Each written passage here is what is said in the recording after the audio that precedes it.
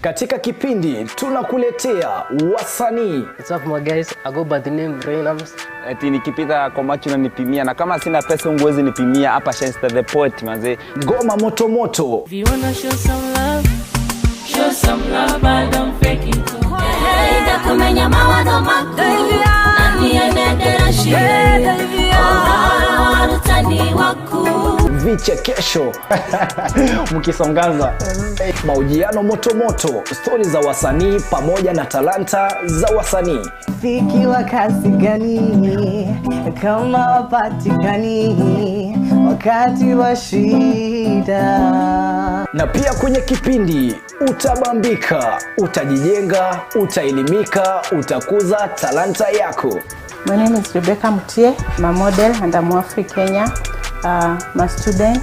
Napenda kusikiza kipindi cha Bonga na Katoni kila Jumatatu kuanzia saa 9 mpaka saa 10. Kumbuka ni kwenye Bonga na Katoni ndani ya TAS TV kuanzia saa 9 hadi saa 10 kila siku ya Jumatatu. This is Bonga na Katoni in TAS TV. Karibuni.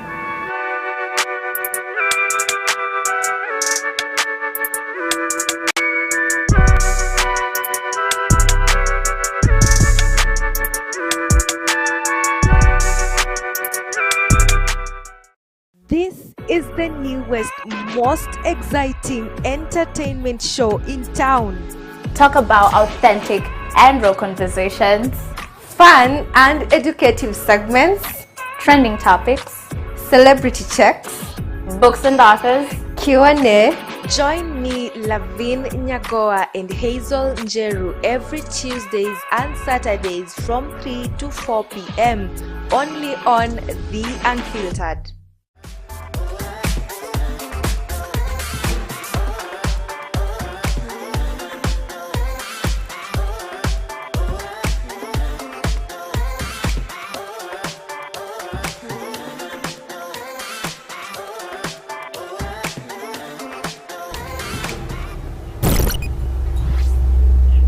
Good afternoon, good morning, good evening, depending on that particular time that you get to watch this amazing show. Karibuni sana to today's episode. I am your host LAVIN Nyagawa, and remember this is a reality check. The topic of the day is suicide and mental health. Of course, in studio with me I have a beautiful guest who's going to be helping us shed more light on this specific topic. We have different things that happen, and the end result is always suicide. How can we prevent this? You know, that is what we are talking about today. While at it, remember to follow TAS TV across all social media platforms. That is TAS TV official on YouTube, TAS TV on Facebook, TAS TV_KE on Instagram, Twitter and TikTok, www.tastv.co.ke on our website. So without so much talking with so much love, let's join our hands together and welcome our guests. Hello, Sasa. hello, How are you? I'm good. Mbona unaka kidogo you're anxious? No, I'm not anxious, it's just that they're starting fast. Yeah, first time on camera, lazima kidogo you shake. Yeah. But it's okay, we all get used to this at some particular point, yeah? Yeah. So please introduce yourself to our guests. Tell them who you are and what exactly we are talking about today. Okay, my name is Jocelyn Kagendo. I'm a counseling psychologist, still on the profession as I'm getting to know better and becoming a better psychologist. Yeah, we are going to discuss about suicide, mental health, and how we can cope with it, and how we can reduce the situations of suicide attempts by most of the youths who are, because age 15 to 19 are the most of them which cases occur in this Kenya. Yes, what an in-depth intro. Yani mkisikia tu hivyo, she's a psychologist but still in the profession. You get me? If you don't get me, that's why we are here. Anyway, let's start with the topic of the day. The relationship between suicide and mental health. How are these two interconnected? Okay, suicide is where someone tries to end their life with just like with the hopelessness, where they feel like life has no meaning anymore. So where mental health comes in is where that as practitioners we help people to become more mentally aware, where they are able to know their minds more cognitively and also be able to think about her life with not either thinking of either killing themselves or having thoughts of suicide. Okay. So what are some of the common behavioral changes and warning signs that may indicate that someone wants to commit suicide? Okay, first one of them is that people get isolated, where they don't anymore talk with people or engage in social places. Second is where they just feel like life has no meaning, so they start like talking about death, like I'm gonna kill myself, or even when they see like animals, they just be aggressive towards animals. They just feel like hurting animals.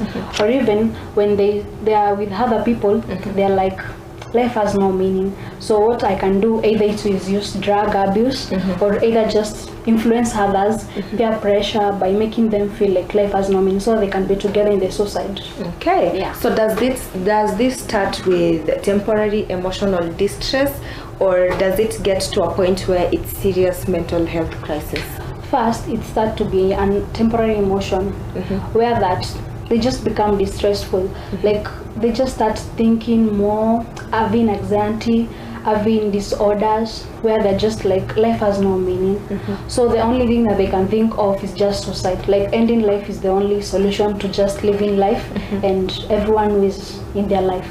Okay, that's interesting. Guys, we're just starting the conversation. Now, in case kama umeshapitwa, we are talking about a lot. Something that is very sensitive, that requires so much love when discussing, requires a lot of sympathy and empathy when it comes to, the talking and everything, just to get to understand what exactly happens on the other side of the world. Mtu anafikanga wapi ndo akue, in mind they are not mentally okay, to a point where they start thinking about suicide, to a point where it is so normal to talk about death, like it's something that we are supposed to get used to. So away from that, sitaki kuongea sana because I am not an expert. My role here is to host and to ask questions so that we get insights. Sindio? So away from that, let's now talk about suicide mental health stigma, because mtu anaweza kuwa kona shida, amefika point yenye anafikiria suicide, but then there's also the stigma that comes with it.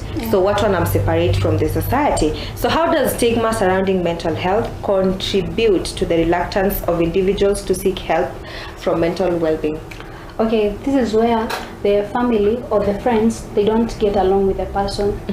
So the person becomes isolated. So even receiving calls or getting online, they just like shut everything on their social platform. And where even when someone comes to check on them, like family or anyone, they just like, why are you coming to my place? They just feel like being on my own safety place, like indoor, is the only thing. Is the only option. Yeah, so they stigmatize themselves to start. And also like they start giving away their gifts, their possessions, like they just feel like life has no meaning anymore, so there's no tomorrow. So they don't feel like there's the importance of what I have in my life. So they just start sharing without even caring if it was important or it wasn't. Okay, so does it mean that stigma starts with an individual who's distressed? Yeah, it starts with the person, because first by isolating yourself, you're starting to stigmatize yourself. So even when others come to you, when they start even like showing you the concern and everything, you just like shun away from them. You're like, I'm okay, even though you're not okay. You're not okay. Yeah. Or that is where nini mbaya niko sawa comes. Yeah, they just say niko sawa too, but in the back of their head, they just know I'm not okay, but I'm not free to share with this person, because they will either say I'm trying to murder myself, and they don't want the authority to be involved. Yeah. Okay. So where does the community and support groups then come in to help you? Suppose mtu amekuja ka realize, okay, this is not normal. Whatever this person is doing is not normal, and probably they need help. Okay, this is where we call for mental health campaigns, where like for now it's the end of the month. September is the suicidal mental awareness month. So this is where we start like introducing like campaigns, forums, where we call on the youths and tell them life still has a meaning. Yes, we know now the economy is so high, and people are like complaining life has no meaning anymore, because there is so much money to spend on, there's so many like things to pay, but there's no money. So like loss of jobs is causing people even to feel like life has no meaning, so they can just end themselves. So the community can contribute in mental health campaigns, and also like sharing with the vulnerable, like helping the kids so they don't feel stigmatized, those ones who do not have parents or anyone to cater for them. Also like creating personal therapy where they campaign for the psychologist. For us, we come there, like we offer free therapy sessions for them so they can feel like we are there for them, like we can exploit them by them opening to us, and for us not being like judgmental, like telling them why are you killing yourself, no, just being like empathetic towards them and showing them the love and everything, the whole place of tomorrow as a meaning, as a meaning too.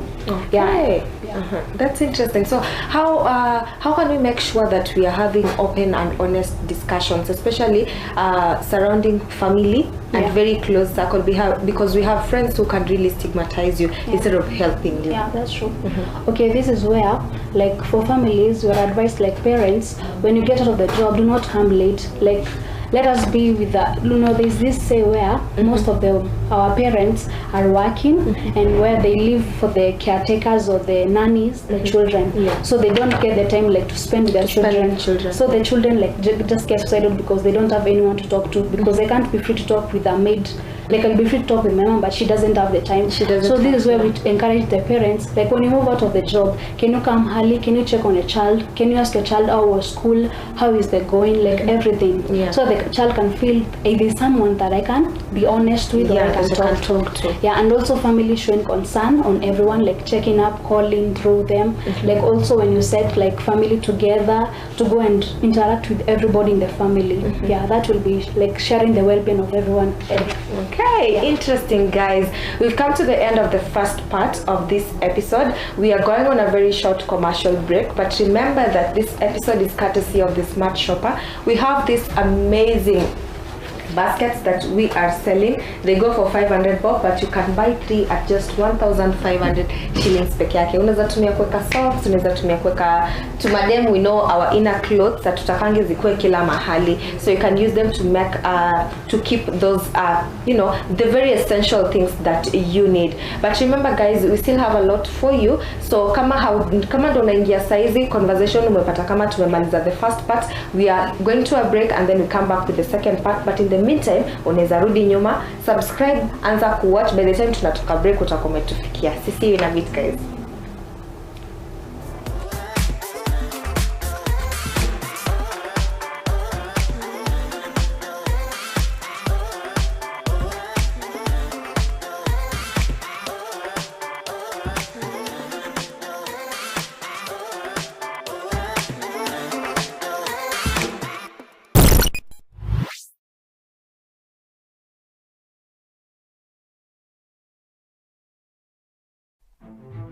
Welcome to TAS Media Institute, the home of undiscovered talents. You will be trained by professionals who have a passion in what they do.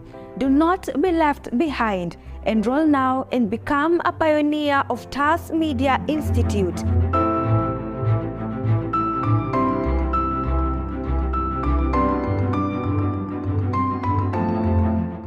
We are located at Neema Plaza, 2nd floor along Kenyatta Highway in Thika Town.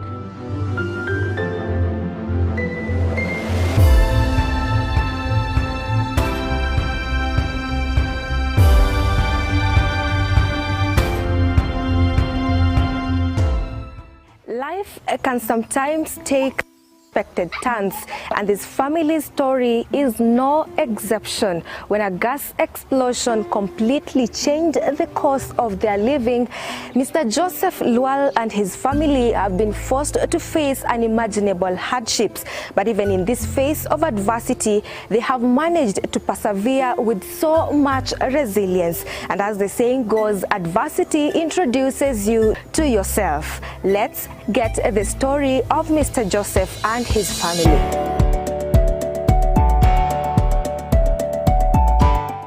So welcome to the first episode of Brain Busters. My name is Mwangi Dominic. Leo tuko barabara ya MKU, tunauliza maswali tatanishi.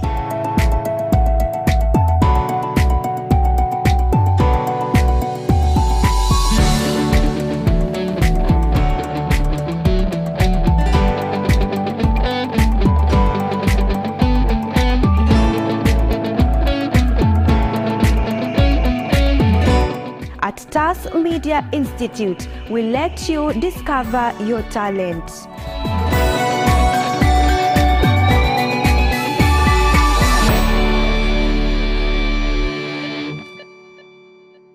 This is the newest, most exciting entertainment show where nothing is off limits. We bring you real, authentic, and raw conversations. Enjoy good vibes, fashion, and lifestyle from your favorite celebrities. Fun, trending topics, games, and educative segments. Every Tuesdays from 3 p.m. and Saturdays from 4 p.m. to 5 p.m. With me, Lavin Nyagawa and Hazel Njeru. Only on The Unfiltered.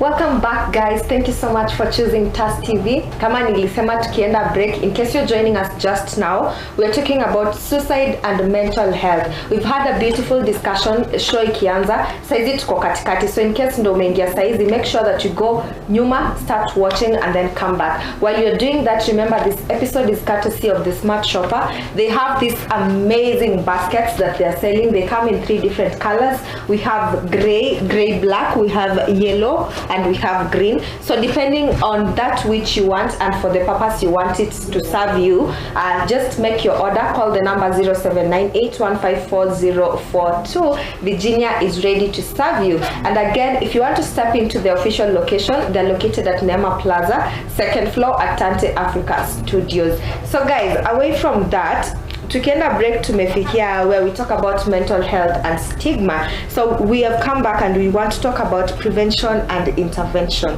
So what are some of the proactive measures that can be taken to prevent an individual who's at risk of committing suicide? Okay, first of all, what you'll do is take the person for personal therapy. So where they can feel like, I'm able to talk to this person, I can tell them the problem and what is leading me to suicide. Yeah. Okay, second, the family can like create like a love circle, like show the person that we are here for you, you can't die, you can't leave us, and we love you so much. Yeah. Okay, third one, this is where we create mental health awareness, where we tell people that suicide has no gain. Even if you kill yourself, like your dreams will just go to the grave, and you leave people when you have not fulfill that purpose that God made you to fulfill. Yeah. Okay. So how then do communities and of course the people we have around us ensure that they are creating a safe space for these individuals who've of course gone to therapy and then now they need to be accepted back to the society?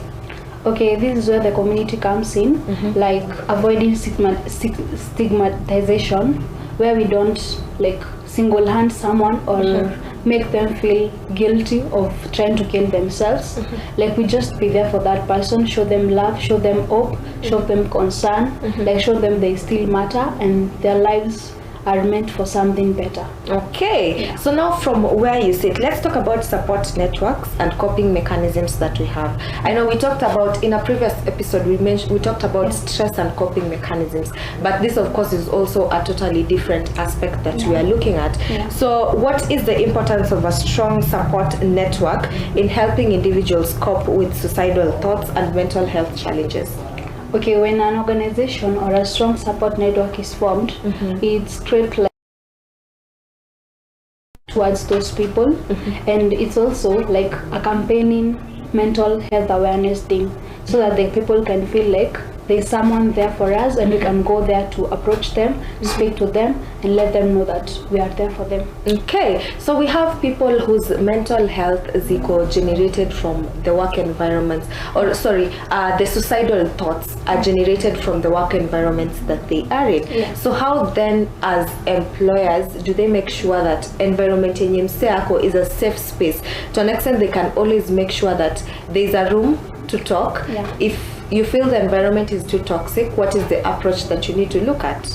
Okay, first what I would advise to do is that first, as a company, can we create a safe space for everyone, and also reduce the workload, like increase more people to come and work there, so that when someone feels like the work is overwhelming, they can just go to the manager and be free to speak to them and tell them this job is so much overwhelming, can I be helped with someone else? Or even when you reach a situation where you can't just handle it, you can just quit the job. Like e.g. I came across to a certain advert that Daniel Sifuna, who is the senator of Nairobi County, like for him, he just decided that if this job is not serving me, let me just quit it. Sometimes for peace of mind, you have to quit some things, because you can't continue when your mental health is at risk. Is at stake. Okay, that's interesting. So what are some of the healthy coping mechanisms that can be employed to manage stress, anxiety, and of course depression?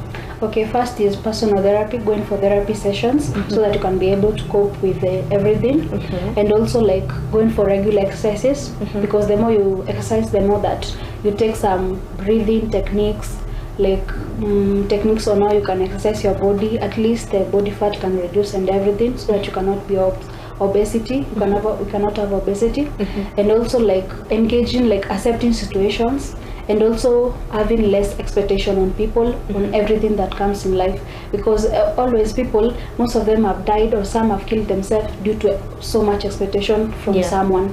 For me, I would say that expect more from God and expect less from people, because people can promise and they won't keep the promise. Okay, so we have situations where we have a lot of people really struggle with mental health. So then there are circumstances where environment in Niko is not really safe for me, and then there are friends, close friends and family who are also not making the environment very easy. So how then do you make sure that place uko does not worsen the situation that you are undergoing as somebody who's gotten to a point where you have this chronic stress? Okay, for me, I would say that it's about time where you just leave the place and go to a new environment. Like sometimes, like in order to change our behavior or in order to cope with a new situation, you have to get to a new environment where you get the peace of mind and everything. Like just quitting the friends, starting to make new friends will enable you to become a better person and also be able to cope with stress and other disorders and everything. Nice. Let's now go straight to education and the school systems that we have. We have mental health. I don't think it's really taught in primary schools, but we get a bit of it when we get to high school, where we are taught what is stress, the different kind of disorders that are there, and most importantly, when we get to uni now, it's an open talk that people have. How do you make sure that this is taught from a very early age, or what are some of the strategies that we need to look at to make sure that this is incorporated into the syllabus, so that everyone, hata mtoto mwenye ako 9 years, can openly talk about mental health? Okay, because sorry for interrupting, because we have kids from as young as 5 years committing suicide. Okay, this is where we just like try as the government also like implement some rules where there will be like the mental talks, and even like there are some organizations where they are coming into schools and coming to campaign for mental health. So those organizations, when they come there, at least we can be able to talk about it and be free with it. And even talking to the teachers, where they will be, as the leaders, they will specify some days where like on weekends they can call on students to tell them what's disturbing them and what they're facing, and how they want the teachers to make an environment which is peaceful and has no suicide cases. And okay, so we have circumstances where, for example, kitambo kidogo, I can't really remember exactly ilikuwa period gani, but we had this doctor who committed suicide. So you looking at the situation, the doctors, most people run to doctors to help them deal with the situations, but then who do these doctors run to? So how do you ensure that you as practitioners who are helping people deal with these situations, you are also okay mentally before getting to a point where you don't have anybody before getting to a point where you unaweza saidia the next person? Okay, for us as counseling psychologists, before you come to consult someone, you get to go for 10 personal therapy sessions. So for you to help someone, you have to help yourself first, because that either you deal with traumas from family, either you have childhood trauma, either you have rape trauma or anything. So you get to be helped first before you help others. That's what is done. And also, like for us, it is said that even as you are a counseling psychologist, even as you practice it, you should be going for personal therapy still, so that you can be able to let out what is excess. Like you can get, you are having a burnout. A burnout is a situation where the issues and everything that the people are coming to tell you so that you can help them, they are overwhelming you. So you get so much stressed with your own stress and also other people's stress. So in order for you not to be with a burnout, like make sure each time you feel like you have so much in your head, can you go to the supervisor who is the head of you? You can tell them, I have this situation, how can I deal with it? And also for you, be going for personal therapy sessions, take breathing techniques, like engage in forums where you can be able to speak up when you feel like speaking up. Don't close yourself in, because the moment you close yourself in, you won't be able to be saved or helped with others. Yes, that is interesting. So now, as we conclude, we have let's talk about the benefits of early intervention. Ikijulikana mapema that this person is at risk of, getting committing suicide. For a good example is sometime back when I was in uni, there's a student who kept alikuwa anaenda to a specific place. Ilikuwa mahali 7th floor. So he kept going there every day after class, and eventually akafanya nini? Akacommit suicide. But this is something that friends noticed, and they were now saying it after I commit suicide. So how then can we make sure that early intervention inatusaidia ama inasaidia the next person who is at risk? Okay, this is where, like the friends, e.g., if they went to the teachers and said that this student was doing this as a thing, like going to that 7th floor, they could be able to let that person. But because they kept the secret and then said it out when it was late, that way you told, like sometimes when you observe some behaviors from someone, can you be like concerned and just be like either go to the parents or either go to the authority or either go to a personal practitioner, like be like tell the person that this person is not okay, the behavior that they're having is not just normal, like they have changed or there's something that they're doing which is not a good habit to them. Okay, so where can people get this kind of services and the safe hospital space? Because tuko na doctors wanakemeanga patients, labda yako na mashida zake, but then amefika ile point yenye sasa usinilete pia wewe. You see, how do you deal with that and ensure that the environments that we are engaging in, the people we are engaging with, and the service providers, they create a safe space for each and everyone? Okay, this is where like in every company, like we are trying to advance in saying that in every company that you go or in every company that you report to, let there be a medical practitioner who is a person who is a psychologist or a psychiatrist or a mental health advocate who can be there in the company, so that they can, even as the workers are working, they can still go and approach the psychologist. Nice, that is interesting, guys. What a great insight we've had there. So in case you missed something, like I said before, Rudi pale nyuma, start from the beginning. Make sure that you subscribe to our YouTube channel. Turn on the post notification bell, just so every time that we get to have reality check and many more content, you get notified. Now, as they conclude, what is your parting shot? Now that it's, it's Suicide Awareness Month, what do you have to tell our viewers who are watching? Okay, for me what I would say is that be able to speak up when you feel like you're overwhelmed or you have situations that you feel like I can't do this anymore. Go to a personal therapy session, go for a counseling, like you can be able to be helped there. And also don't close yourself in, because the moment you close yourself in, other people won't be able to notice you. Because in this Kenya, some people are like concerned with their own lives. Like there's no one who's concerned with their own life unless your parents or people who are close to you. So be there, like just speak up, go and be free to share with people whatever you are facing, because a problem shared is a problem half solved. Okay, guys, that is her last word. A problem shared is a problem half solved. So in case unafikiria it's only you who's going through that, a lot of us are also going through it. It's just that hatuwezi toka tukisema kila time tuseme ai pia mimi niko na hii, but just make sure that the people you have around you are aware and they know, and you can talk to them freely, and they can always help you deal with the circumstances that you're having. Remember to talk to your friend, tell a friend to tell a friend, just to make sure that all of you are creating such a beautiful space, a beautiful safe space for each and everyone. And as I always say, in a world where you cannot be anything, always remember to be kind. Let's meet same time, same place next week. My name is LAVIN NYAGOWA, and this has been Reality Check.